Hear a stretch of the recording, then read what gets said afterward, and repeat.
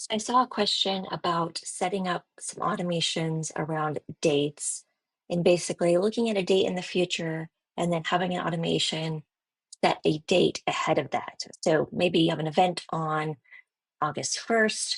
You want to make sure that it's scheduled or that the RSVP requests go out by July 1st. So the way to do that is with a workflow. So you come in, you go to the workflows, and I just created a basic one that I hadn't started yet. And I'll do that when the column changes on the test board that I made.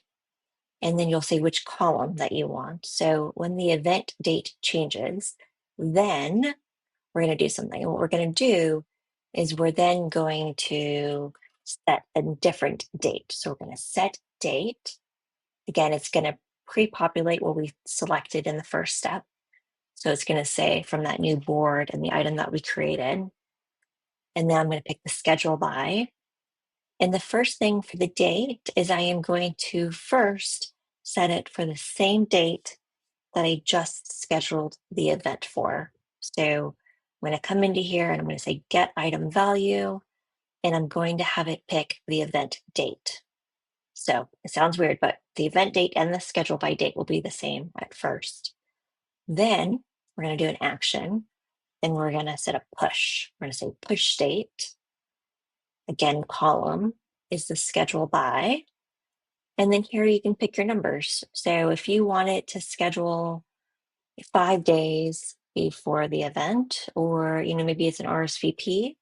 So I'll do business days.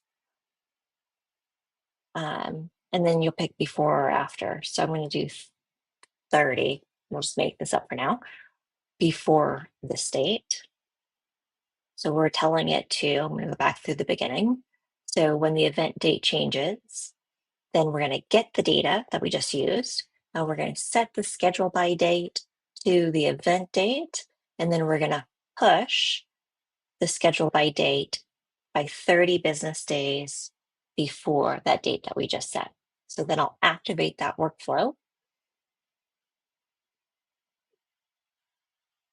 I'll go back to that board that we just scheduled or that we just set up. I'm going to go and I'm going to go pick a date. So this event is now scheduled for August 1st.